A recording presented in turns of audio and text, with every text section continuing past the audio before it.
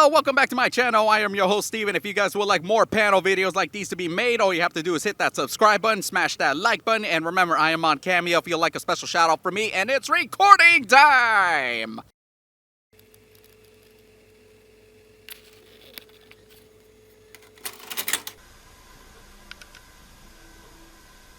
Hey! How you guys doing? Good! Welcome to Silcon!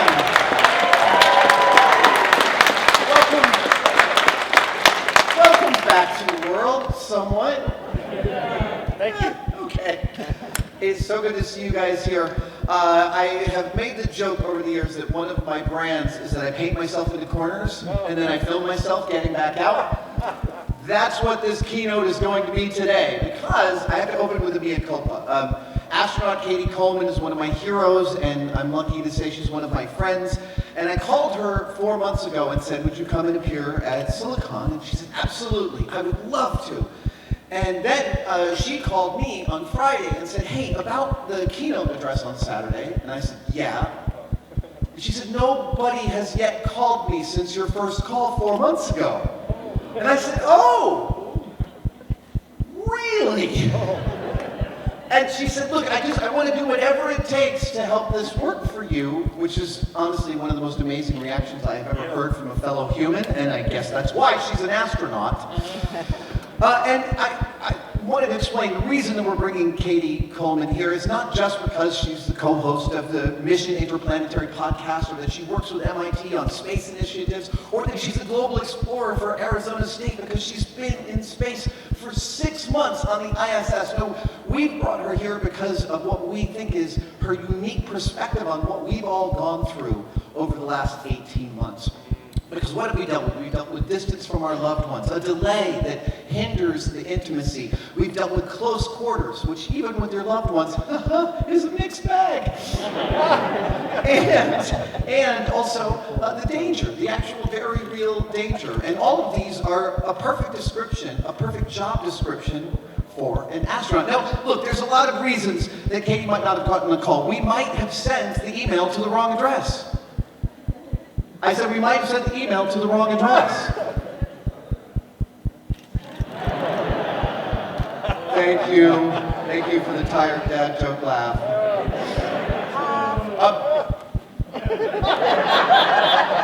If you were surprised, then you haven't been paying attention. Before we bring her out, I want to show a little inspirational video, so can we roll the NASA video?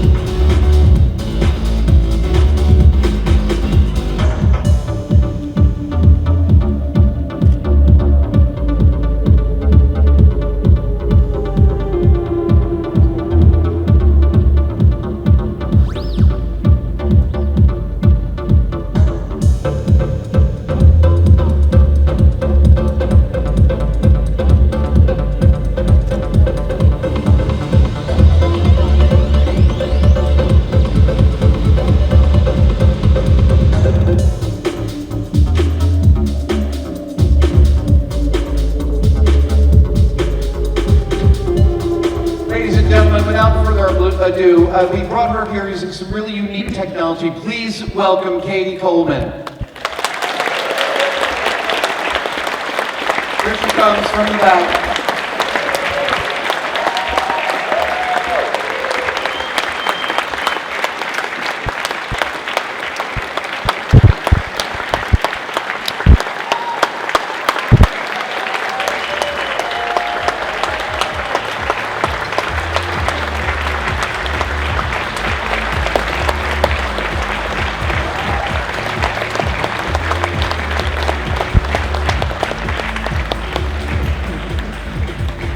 Come on up. Now, Cady, I so appreciate you wearing the spacesuit. I'm curious, what is your favorite part about wearing a spacesuit? Well, I'd say it's the fact that I get to be in space and really live there and still be able to breathe. Before we continue, can you lift the visor? Can we see can we see your lovely face? Well, first can I just take you to space for just a minute? Yes, absolutely. I just want to tell you, because I think it's important for people to understand how amazing it is to live in space. To wake up in the morning, open your cabin door, fly down the laboratory, hook a right, go into the module where there's the treadmill, time to run? No running right now, no. But then, fly by the bathroom, yes, even the bathroom, and then up into the cupola, where you get to see everybody else on Earth but you. And I think that's what we're here to talk to. So, if you want the visor up, I would love to do that for you, but I can't. How come? Because I'm in Massachusetts. Like, really. Cady Coleman, everybody, still in Massachusetts. Hello. And we're going to use our space twin, Mary Robinette Kowal. You know, that seems looking great on you, Mary Robinette. And I feel like we are space sisters because we've talked about spacesuits a lot. Have a seat, Mary Robinette. Ladies and gentlemen, author, actress, award-winning author of the Lady Astronaut series, recent president of the Science Fiction and Fantasy Writers Association, and puppeteer Mary Robinette Kowal. You know, both of you are looking pretty good in those suits there. You know what? I'm sweating balls, but I feel so happy right now. Yeah, I am not sweating balls, but I am sweating boobs, and they are. I am also equally happy. Well, welcome to Astronaut Land. I have to say, none of those suits are breathable or all that comfy, but they look good. I was saying to Mary Robinette before I walked out, I'm like, what are you wearing? I'm wearing a quilt that I made. I'm wearing a quilt that you made. Cady, I am curious if all of those things that we've gone through in COVID, the distance, the delay, the lack of connection, did your time in space make COVID, do you think, easier for you in some ways than most people? You know, in some ways it made me feel a little validated, I have to say. I had a commuting relationship for 26 years, married, right? And people would be like, don't you miss having a real one? And, and I was like, well, you know, it's actually working for us. So in some ways I felt validated, but I have to say that, you know, being up in space away from everybody that you love, and when things happen on Earth, whether it's that your kid can't find something that only you knew where it was, or something more important than that happens, which does happen, it's hard to be far away. And so what gets you through that was, for me, realizing that the mission was the most important thing, that you know, that I was up there to do something really important, and if I kept doing that, then that would get me through. For me, the translation of COVID was, you know, sometimes the mission is not, it may be hard, but it's simple. But sometimes the mission is to keep yourself safe and everyone around you as safe as you can, and sometimes that means simply staying home or doing things that, you know, you wish you didn't have to do, like wear a mask. I mean, sometimes knowing what the mission was keeping everybody safe, helped me do that. I mean, I know that so many of us, I made the joke that being in close quarters with your loved ones can be a mixed bag. I've been flying around the world for a week per month for my entire marriage until 2020. And it was a real adjustment. I am curious about, you know, again, in the validation department, I just want to hear about astronauts being cranky with each other on the ISS. That's what I really want to hear about. Like little bits of floating poo, and you know whose it is, and you're really pissed at them. Okay, that did not happen on our shifts. But I have heard that it is true on the ISS that one never eats a milk dud. Well, that's probably a very good idea. I mean, we did actually have a really funny time where the chief of the office, we hadn't had meetings with her in a long time, and then we started having meetings when we got a new crew up, and she said one day, she goes, so I'd like to talk about hygiene. I was like, well, she's not even up here. How does she know if anybody smells or not?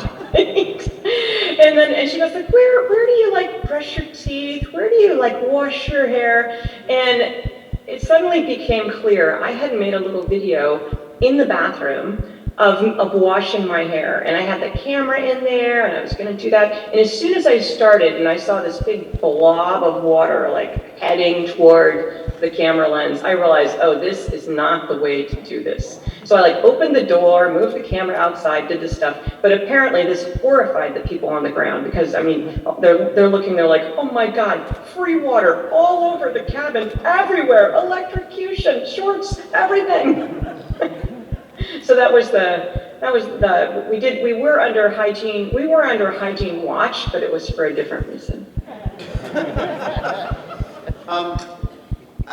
Years ago, a flight attendant that we worked with on Mythbusters told me that one of the new person initiation jobs on the plane for a flight attendant was they would have them go open the door of the plane after it landed. But they told the new person to make sure you put your hands on both sides of the opening as you were opening it. And it really was a ruse to get your face right up to the opening, because apparently when you first crack the door of an airplane, it smells like farts.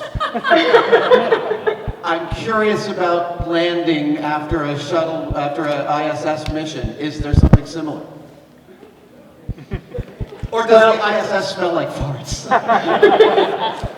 I'm going to say it depends on the crew. I was the clothes police. I was like, hey, you guys, it is that special day when we are all going to wear new gym clothes.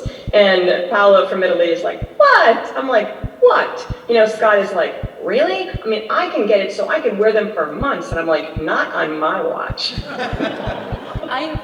Tell me if this is a true thing. I've heard that when you exercise on the ISS, that the sweat builds up on your body in a sheet, and if you move too quickly, that it comes off in kind of a bubble of sweat. Personally verified, yes, especially if you're on the, I mean, there's not really wind, there's not really downwind, but somebody was in a hurry, they needed to go rush and do something, they forgot to turn something off, and they flew by, and there was just this, like, thing. Names will not be. Oh, wow. Mary Robinette, as someone like me, who spent way more time than I have even positing what it might be like to be in space, I'm curious if there were aspects of the last 18 months that resonated with the thinking that you've done. So it's interesting because, like Cady, I have also had a lot of long-distance relationship going on because I was coming out of being a touring puppeteer when I got married. And then, strangely, writers, it seems like we're going to sit at home a lot, and we mostly go to conventions and then write on the airplane. So my husband and I figured out that for the first 2 years that we were married, we spent about 8 months together. And what I've been finding with COVID is that I was already prepared for a lot of things. I was prepared for the video calls. I was prepared for the lag. I was prepared for sending ephemera through the mail as a way to have contact. What I was not prepared for was staying home. And none of the skills that I had developed over the past 20 plus, my adult life, involved staying in one place. And relearning seasons. Like, I've only experienced seasons in jump cuts. Because of traveling. Right. And so learning to reappreciate the things that are around me and to find the small differences, that's been a new and delightful thing that comes from a really horrific circumstance. Like, I want to be clear that the reasons are terrible, but I've always felt like anything that you can come away with, I've learned one new thing, is still a net positive. I'm also curious about the delay in communication. That has been a really unique and interesting difficulty because it is so lovely to see our loved ones on a video chat. But the delay means that for any, I think, really substantive or emotional conversation, it's very difficult to attain some kind of interpersonal rhythm. And Cady, when you're on the ISS, it's an even bigger delay. What is it like to have like interpersonal conversations with home, where it's like a second or two between each response, isn't it? I think it's 4 seconds for you all, isn't it? 4 seconds? Well, it varies. It kind of depends on what kind of little skipping across the pond the signal has to do around the Earth before it gets down there. So you don't know, and the fact that it's variable, actually, interesting thing, I think, is that for doing like telerobotic surgery or something very precise like that, they've realized that it's actually hard for surgeons on the ground to do that not because there's a delay, because humans get used to a delay, it's that the delay changes as they're doing it, so that's hard. So that was an aside. There is this delay, and I know that my husband would take his, the phone would ring and it would say, U.S. government. And, and he knew that this was me. Other people might, be a little nervous, thinking about past actions, taxes, things like that. But he would know it was me. But other people, they answer this phone and they're sure it's something they don't really want, right? And so they go, hello, and you learn to just blurt everything out in like one stream. I go, hi, it's Cady Coleman calling from the space station. And usually they're like, whoa, and you learn to like sort of talk. We don't say over or anything like that, but you learn to kind of talk, get it out, and go back the other way. But one of the funniest times for me was I had taken some special books up there because my son was 10 at the time, and one of the ways that we just had in my training as we went around the world where you're not home and you're kind of having a not so much video, but a telephone life, because video phones were very new back then, right? So we're contacting on the phone, and one of the things that I did was read books and stories, and our favorite that we were reading was this Peter and the Starcatchers, written by Dave Barry, a really famous author, New York Times columnist, and also humorist, and then Ridley Pearson, children's book author, and they were books about smart girls, smart boys, fairy dust, sword fights, everything a kid would want. And that's a long story to say that it just meant a lot to me. And I know I'm talking to people who write out there, and I'm talking to Marionette, who creates worlds, and Adam, who does the same, and who clarifies worlds. That's the way I think of you, Adam. But it meant a lot to me as a mom to know that was kind of, that I was giving him that kind of world without even knowing it. So it meant a lot to me, especially when we were only halfway through one of the books when we launched, and I hadn't really accounted for that. Like, I sent a book ahead, but I hadn't accounted for not finishing the one we had. And so I said, could you send me like a PDF? So I was really thankful. So I wanted to call and thank them. And Dave Barry answers the phone, hello. And I go, Cady Coleman's, and he goes, great, can you hold on just a minute? And then he puts the phone down. I hear him go, okay, so I will have a burger and fries. And he's ordering. And he goes, okay, so who was this? And I said, well, and I told him, and he goes, and I am at Johnny Rockets ordering a burger and fries. Maybe it's fitting, maybe it was rude, but it was fun. You're reminding me, Cady, that the first time Chris Hatfield called me and Jamie, our office assistant, came into our office, and she said, guys, there's a person named Chris on the phone. He says he's calling from space. And I still, forever after, picture Chris Hatfield going, But the thing that makes me think about Cady is the thing about having an asynchronous life. That you were doing your thing, Dave Barry was doing his thing, and you have this moment where they intersect in this communication. And that's, I think, the thing that a lot of us are having is that we're having this asynchronous life, and it can sometimes feel like, why doesn't the other person understand the importance or gravity of the moment? And it's like, because they're ordering a burger at Johnny Rockets, and they need to get the order in. And this is everyone has their own reality. Yeah. Right, and I feel like this is one of the singular graces of COVID, is a recognition that we're all just trying to maintain in our orbits. I noticed that there's a lot more open talk about comfort eating, which I gave into wholeheartedly over COVID, and it was only partially because I was living with my mom. But that way in which we give each other the space, so like your reality is your reality and mine's mine, and if they intersect, that's great, and if they don't, that's also cool. I am curious, Cady, if your opening description of waking up on the ISS sounds so magical. I also imagine I would be probably nauseous a good portion of the time. But I'm curious if after a few months on the ISS, if there are parts of it you're like, I can't stand to look at this room anymore.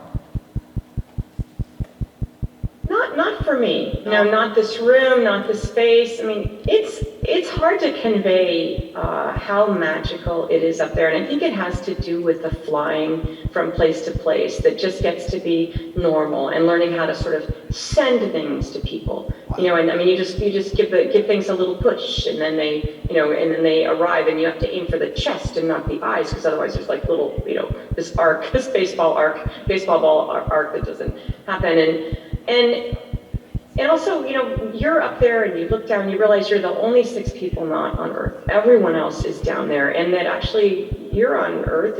You're just further away. And so it's a really special place. I mean, it's really clear that you're like at the edge of where people can be, and that you're lucky to be one of those 6, and that you are discovering this world, discovering fun, discovering not fun, figuring out how much bad food can people really eat. I mean, these are all important questions.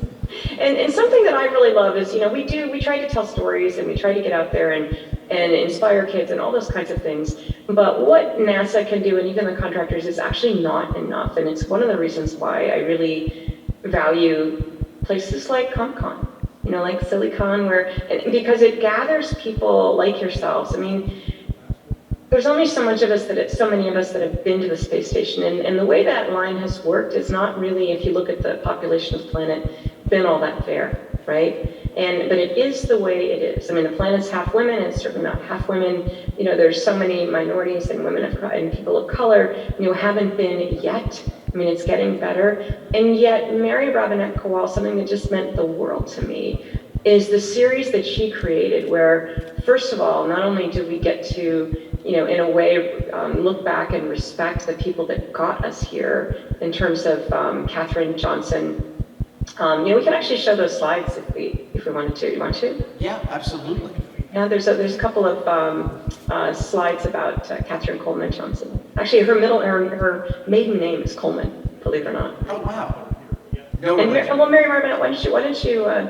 Let me. Can you see them? I can't see whether the slides are up or not. Up. Yeah. So we've got the slide of Katherine Johnson up. Do you want to tell about Katherine Johnson, since these are your slides?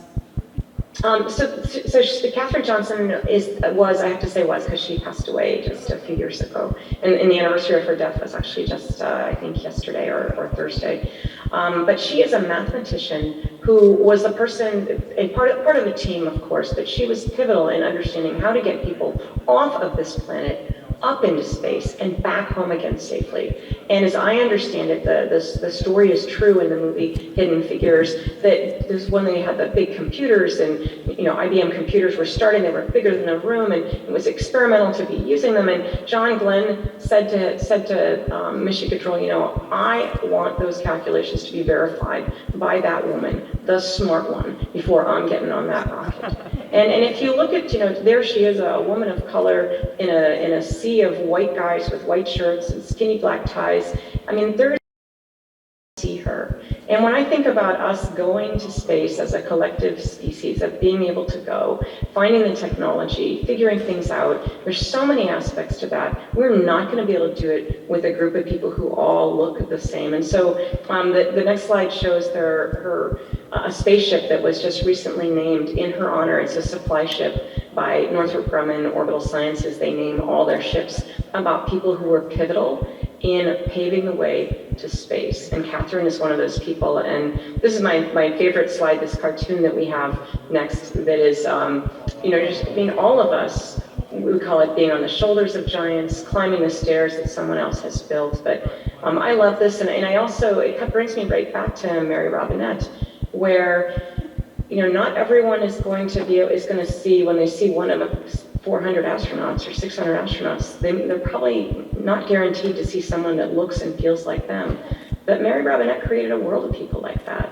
Do you want to elaborate, Mary Robinette? So first of all, I'm just going to say that every time we talk about my Lady Astronaut novels and an actual Lady Astronaut is enthusiastic about them, my inner 8-year-old is just like, and I'm in a spacesuit while this is happening? Oh my God! So I start when I'm writing from the assumption that women, people of color, people with disabilities, LGBTQ+ folks were there, and that they were written out and erased. And so I go looking for them. That's the first thing I do. And with that, I found the women of Hidden Figures before the film came out. There's a great book called Rise of the Rocket Girls. And you realize how pivotal women have been in space from the beginning. Like before we got off the planet. And how often men took credit for their work. And it's frustrating. And especially when it, still happens. Quick show of hands, any woman in here experienced that? Mm-hmm. Yeah. So it is exciting to be able to shift things a little bit. And Cady, one of the things that I think about is a story that you tell about the fact that it never occurred to you that you could be an astronaut until Sally Ride came to your college and talked about being an astronaut. Do you want to talk about that? Well, and I think of that as, things like that. I mean, just going to a lecture. I mean, it really never occurred to me until I saw someone, and she sort of looked and felt a lot like me. Short, dark hair, interested in science, clearly accomplished in science, and yet she had this adventure, amazing part of her job. And I didn't think, well, if she can do it, I can do it. But it did make me think, maybe this could be me. And what I think is important for everybody out there in the creative things that you do is not only is it the creative things, the products themselves, whether they're animations or figures or songs or the way that you communicate a world to people. It's not only those things, but you yourself, when you go on social media and say, I made these things, and this part was hard for me. When you make yourself a real person to out in public, I think it calls for sort of being brave and being open. You're brave enough to stand up and say, hey, this is me and I just want to share what I'm doing. And all of us, you might think it's, I like, oh, Cady would share, she's an astronaut, but there's some music stuff that I have done where I'm not the most amazing musician on the planet. And at the same time, there was no other flute players up there. and it was a way to welcome more people to space. Let's see that video. Yeah, we have a flute video we can put up.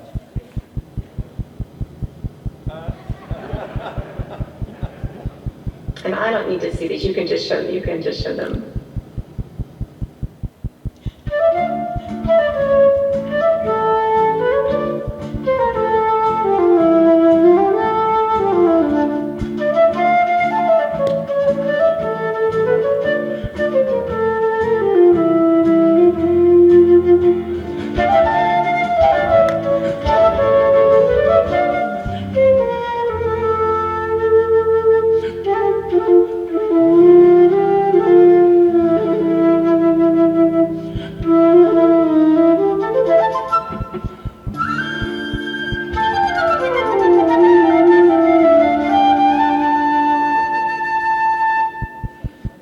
Colonel Catherine Coleman and the International Space Station.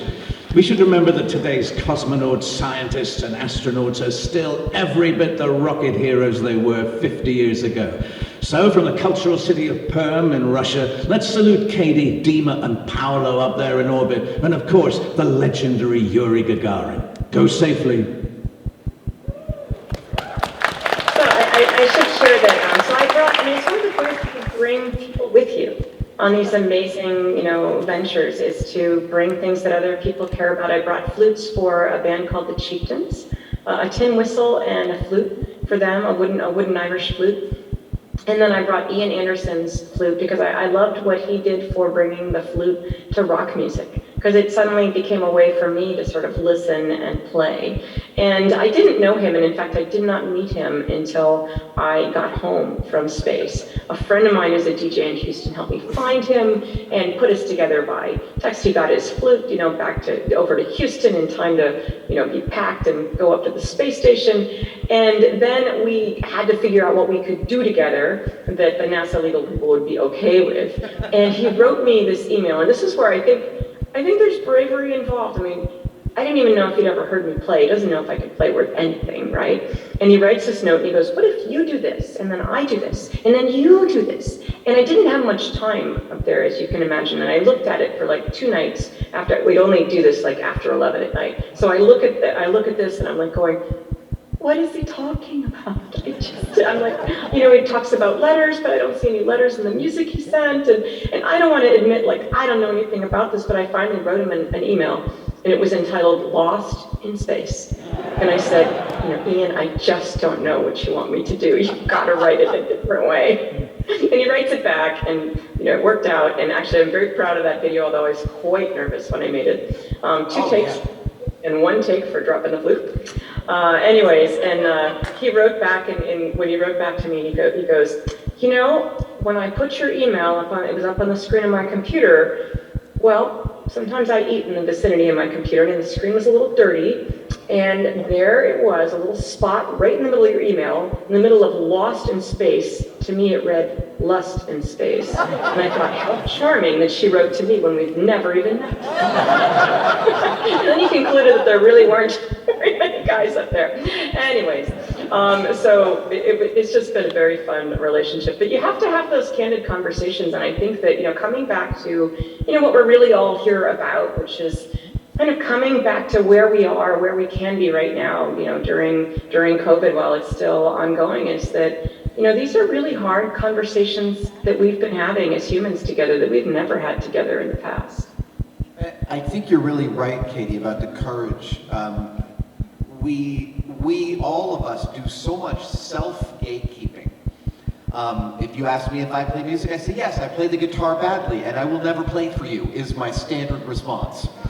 And we do that, but nobody questions why you would be playing a flute in space, because it's so beautiful, and it's beautiful because in addition to being out there at the edge of the known, exploring and reporting back, you brought art, and you brought creativity, and you brought collaboration, and that is a clearly wonderful thing to do. There's no question about it, but you had more questions about it in your head than anybody watching it does.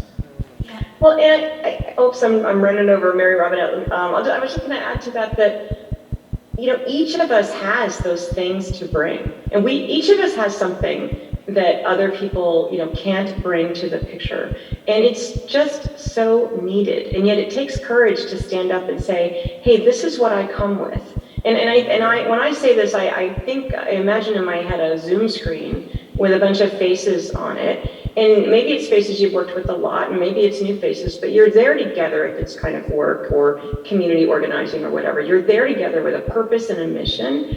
And if you don't sort of find a way to connect with each other and help each other bring out what are those skills that you bring, then, we're lost. We are less without helping each other be more. I know that sounds kind of, No, that's the whole point of this entire thing. Oh, wow, what is that? Hold on. I guess that's a part I don't need. I wanted to... Okay. I'm sorry that you're losing your boning. I'm deboned. I want to talk about empathy.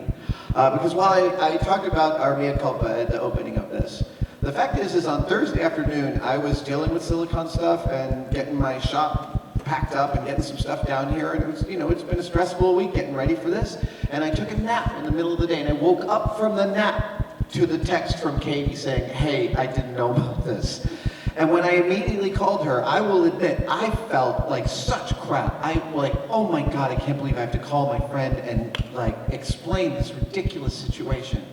And Cady, you're the generosity of your response. I want to tell you guys, not only did Cady say, Adam, listen, don't stress, we'll do whatever's necessary. What is best for the con, just let me know and I'll participate. You and Mary Robinette and I can figure something out. And then after we hung up, Cady texted me and said, and please, don't be too upset with whoever it turns out dropped that ball. Life is too short.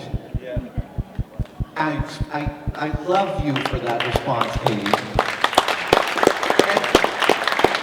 So we still have, I think, a little bit of a damaging cultural idea about astronauts being these perfect physical specimens who've been trained to go up and do these really difficult things. And I don't think that serves us very well.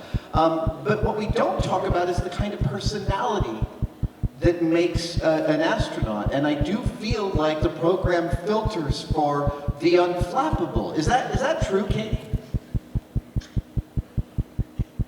I'm guessing from the long silence, the answer is no. No, I think so. Well, everybody is unflappable about many things, but then there's something that they're flappable about. Right. And that's where you help each other, I think. And I don't know, that in terms of, exploring and with NASA and the government, I mean, the government can take risks that no one else can take. And at the same time, these partnerships with our commercial partners have really, it's a really marvelous thing that adds. It doesn't, maybe there's detractions, but it really doesn't detract. I used to joke around, I was in charge of knitting together the mission controls and the astronauts for supply ships coming up with companies like SpaceX and Northrop Grumman. And I would say, those SpaceX people, sometimes they make a decision and they don't even have a meeting.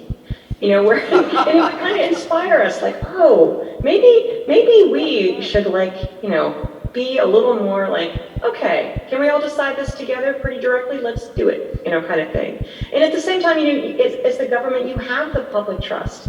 And I will tell that, I don't think anyone can imagine, in fact, I can't even, I know what my bosses go through, I know what's happened to me sometimes, the amount of scrutiny that goes on because these are public dollars. It really is very, very difficult. And so, the government does its best, but now with these new collaborations and all these new astronauts coming this summer, I've been so happy to see different kinds of people because to explore, we need actually lots of different kinds of people. And at the same time, when we're proving out new vehicles, that's where I think it's really, these people who are test pilots and engineers and navigators, they think in a different way that is really helpful for getting to the safest way you could get to a new vehicle in the quickest amount of time. Cady, your first trip to space was the early 90s, 92 if I remember correctly, is that right? Selected in 92, but first trip was in 95, kind of a, sort of a forerunner. Here's my patch to the space station. If you look, we have the cupola in here. And so we were literally practicing, like, how are we going to do those experiments and not have the scientists on the ground kill each other because they all want theirs done now and they want to see it. You've been doing this long enough where I'm wondering if some of the colleagues you ended up working with at NASA got their start because they were inspired by you. I am old enough for that, yes. And very proud. Actually, the daughter of a very good friend, a guy used to be really encouraging to me when I was learning to fly, because everybody's nervous when they're learning to fly. And that was before I was an astronaut. And even, to be filling out that application, I'm somebody that needs that kind of, and I just do better when I recruit a team that, gives me feedback, good and bad. And anyways, this guy who worked at basically controlled all the airplanes coming in to write Pat, Dave Egner, he was really helpful. And his daughter wrote to me just today and just said, it made a difference to me to have you, in my, someone I knew about when I was growing up. And so, but I think we should all realize that we all can be that somebody. It's not so much about being famous or getting to be famous. It's about the fact that you look at someone and you show them that you see them. Whether it's that you ask them what else they love to do, what they're nervous about, what flaps them, but that you see them and you ask them how they are. And we talked about this, that people, how are you? That conversation has changed over COVID. It really has. I mean, I don't know about you guys, but every waiter and waitress I've had for the past couple of months tells me their whole life story. We're all dying to talk to each other, and that's, when you say, Cady, about being seen, I think there's a way in which, look, I mean, to be real, if you're going to sequester with someone you love in a small environment, the first thing you have to do is raise the water level on what you give a crap about. And you have to give a crap about a lot less. And as far as I'm concerned, I don't want to go back. Yeah, one of the things when I was doing the research, and I can't remember which astronaut I was talking to, which is a delightful point to be in my life, I have to say. Everybody loves to work with Barry Robinette Koal. All of us are like, hey, can we help you? Do you need some facts? We might have them. Like, yes, please. But one of them, I was asking about conflicts in space, and one of them said something to the effect of, you just couldn't afford to be mad at other people because you all depended on each other up there. And I feel like that's true down here, but we forget it, that we are all depending on each other. A puppeteer colleague of mine had just gotten a fancy TV job and managed to land me an audition. I was like, thank you so much, it was really nice of you to give me the audition. He said that he felt like the first thing that you did when you when you went up a rung in the ladder is that you reached down to help someone else come up with you. And then he said, but I also think that when you do that, if you have the resources to just build another ladder, you should build another ladder. And it's like, oh yeah, it's not just about helping people up the narrow path that you're on, but getting more ladders. Oh my God, I love that. I really love that.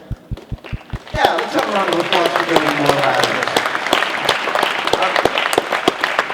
I'm actually going to connect it to this group here that's at this con. It's a self-selected group of celebrants of the things, the weird and wonderful things that reveal parts of ourselves to ourselves.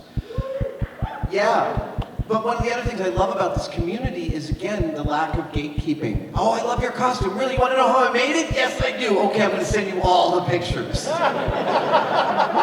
I remember early threads on the Replica Props forum where someone posted a beautiful Iron Man suit they built and then told everyone to screw off when we asked how it was built.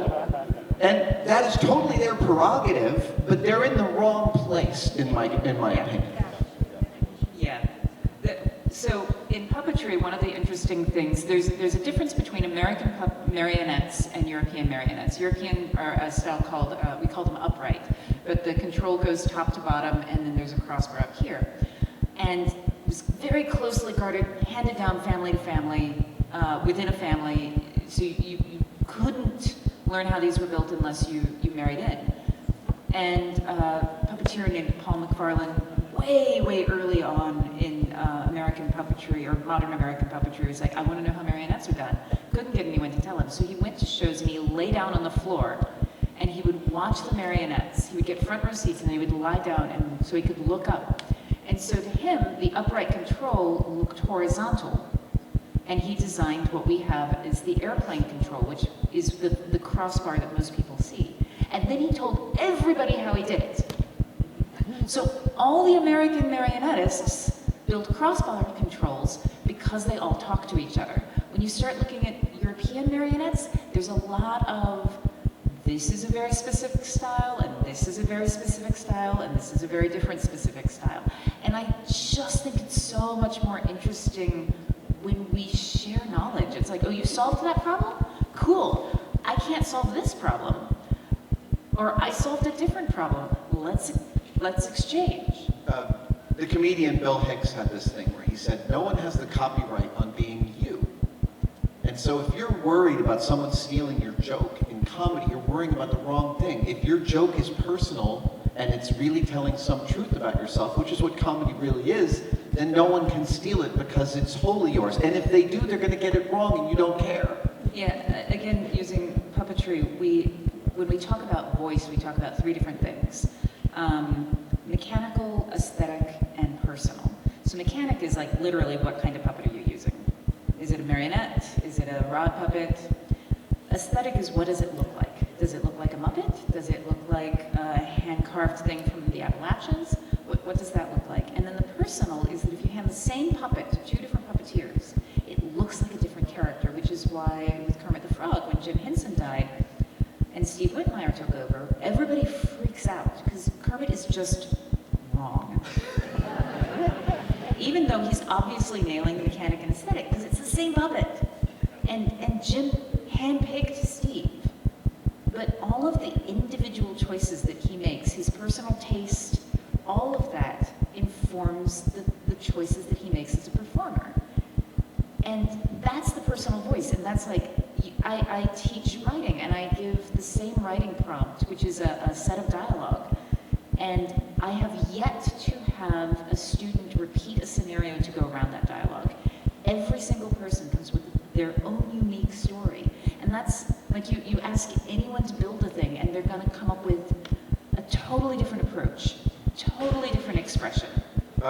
One of the last the last virtual workshop we did for Silcon before this, we sent 45 people, some of you are probably here in this room, a small box of humble materials. We were a little freaked out when we sent out that box. We're like, what? Well, I hope someone can build something.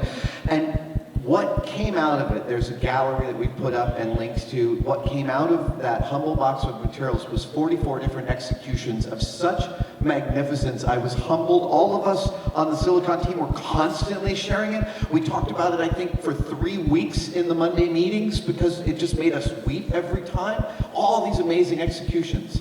Now, before we have about 10 minutes left, and before we finish, I wanted to give the audience a chance to ask a question if they've got one. We've got microphones in the aisles.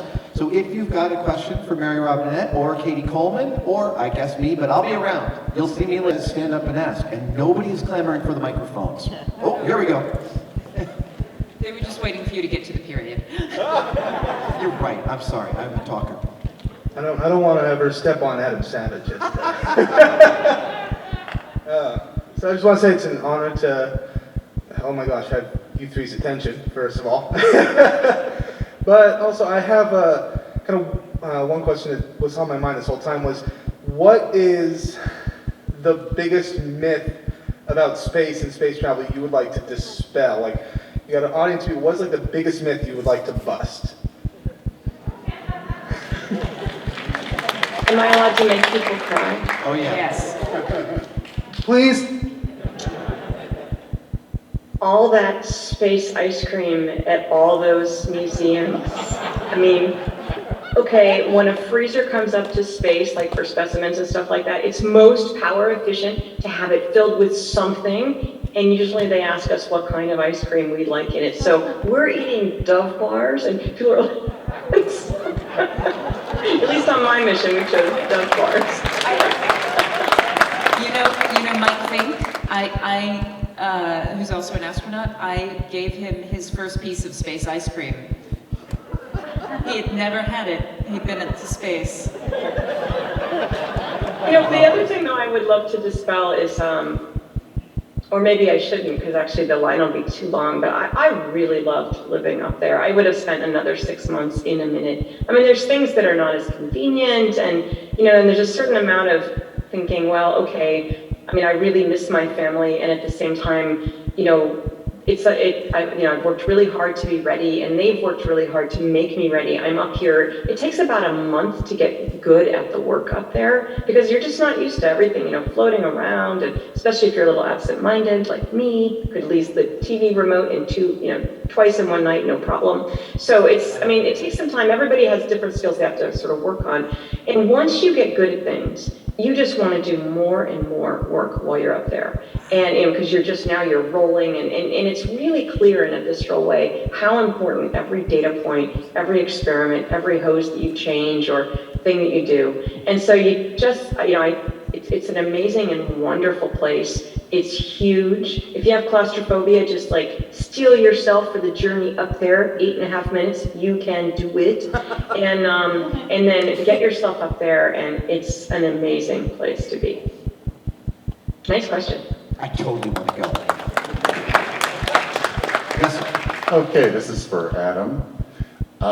If Mythbusters was still going, and the producer said to you, Adam, we want you to do a Mythbusters show on COVID myths, a rich target field, obviously. What myth would you go after, and how would you go after it to verify or show that it's not true? Oh, wow. We would have a really vigorous discussion about that. Because we never did Flat Earth on Mythbusters. We never did water divining. Less of a laugh, because some of you might still think it's a thing. It's totally not a thing. What? Oh no, it's not. Nope. It's never survived a double-blind test. Yeah. Anyway, one of the reasons we didn't do those two is because, despite them being very big targets, Mythbusters was a show in which we didn't make fools of people. And the only way to test water divining is to bring someone on the show and make them look like an idiot.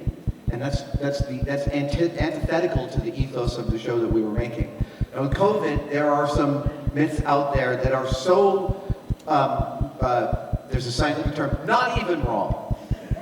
They are not even wrong. But I think I'd have a lot of fun with a high-speed camera doing particulate tests with masks. Yeah. I think that's where we begin. And then we do, isolation tests. Yes?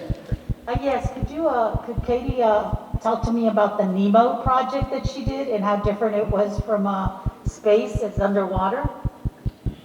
Oh, I would love to. So Nemo is the NASA Extreme Environment Mission Objective or Operation or something like that, but it's Nemo with 2 E's in there.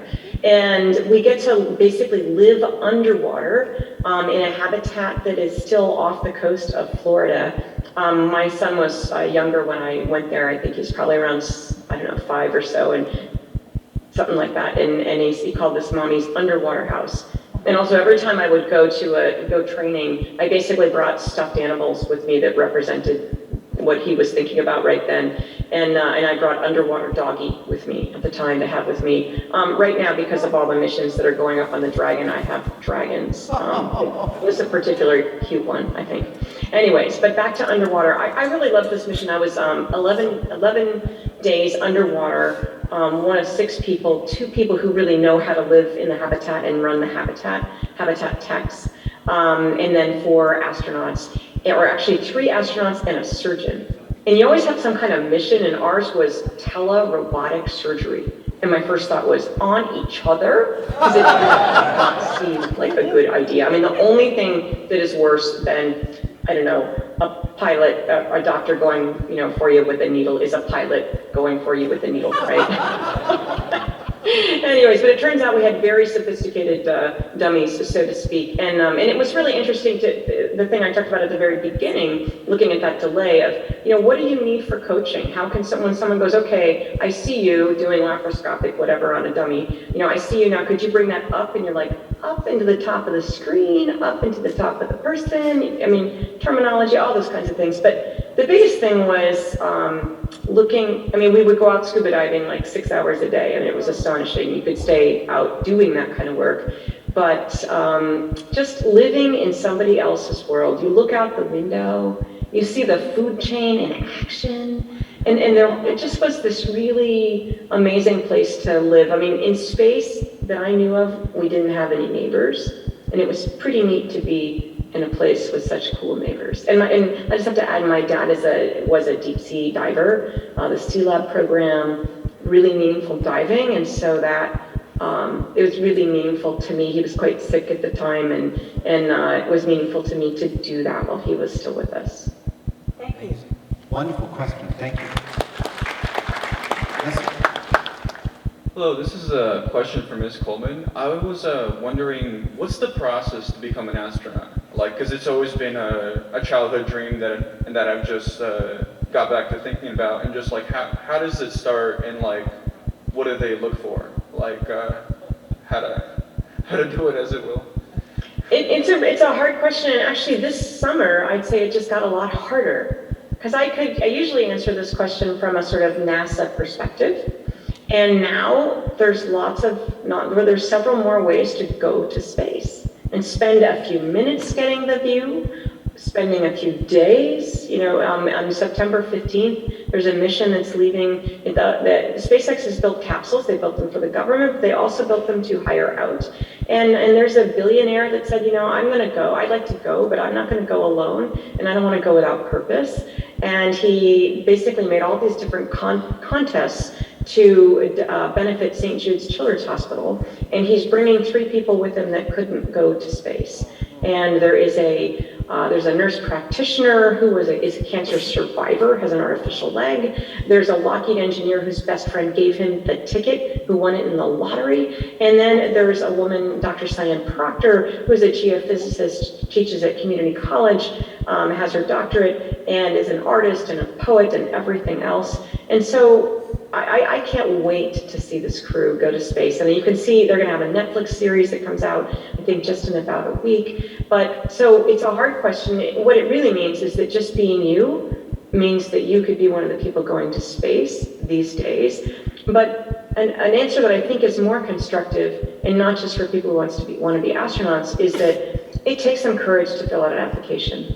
And there's a spectrum of being somebody who goes, they're bound to kind of know who I am and what I bring, so I don't want to brag. And then at the other end, brag, very obnoxious, maybe not get picked, right? Somewhere in the middle is the right place, and I would say, especially for women and minorities, the right place is going to be much more towards the braggier end than you think.